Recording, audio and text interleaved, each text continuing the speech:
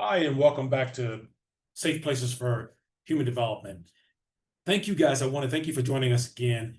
The last time we met, we talked about the supply chain for human development. And remember, we talked about it from a continuum process in the womb, childhood, adolescence, and youth, young adult, middle adult, and late adulthood. And we talked about the process by which parents are our first caretakers. And then some of us end up in daycare, some of us end up in preschool, and others of us just start in kindergarten and go through 12th grade. Then some of us drop out, or we continue on to college, we get a job, and then we end up in retirement. But what happens when that fails, when we fall out of that system because we're experiencing poverty, foster care, addiction, health issues, incarceration, and ultimately those things culminating into us being homeless? What's the system that allows us, or the process that allows us to get back up into that upper system here and back on track?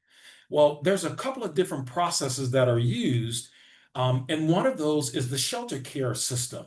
Another is housing only system, and we call these systems ecosystems. The one we're talking about quite frequently on this particular channel is human development ecosystem.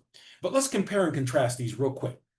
So the shelter care system, or the shelter care ecosystem, typically is a shelter placement which has a single location where one or more agencies deliver services. From an access perspective, typically it's a walk-in for the majority of people who go there, with some referrals. And while they're there, you typically get your physical needs met, your safety needs met, your social needs met, and the service length of time is roughly between 3 months to 18 months, depending on the program that you're in. If you're in housing or if you're in employment, it's typically 3 to 4 months. But if you're in recovery program, it's typically 12 to 18 months. And that structure can be a collaborative structure. In the housing only ecosystem, typically that system prioritizes immediate needs over those that may be a little bit further out. It's more of a permanent environment where supportive services are not necessarily provided there. They may be intermittent. Some housing systems do have permanent services, but on the whole, you get housed first, and then you may or may not get supportive services as needed. And so that's a referral system typically where you may come through a particular entry point into that system. And typically your physical needs get met and your safety needs get met, and you may be there on average from 24 to 48 months. And there may be some coordinated services there.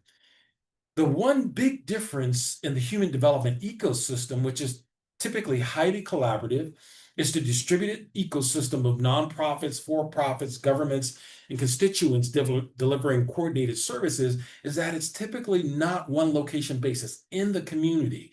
And it can involve apartment complexes, multiple nonprofits serving each other and serving the constituents in those apartment complexes right where people live.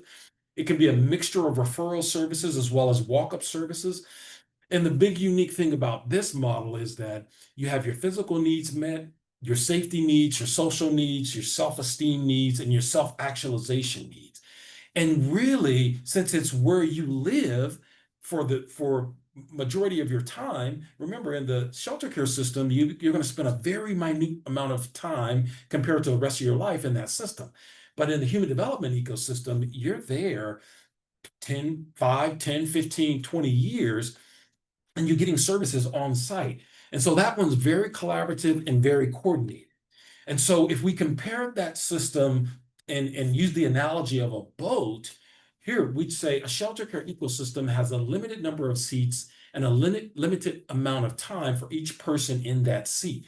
While those in each seat receive treatment while on the boat after 3 to 18 months, regardless of the person's condition, each person in the boat must get off to make room for a new person to get on the boat because they've only got so many seats.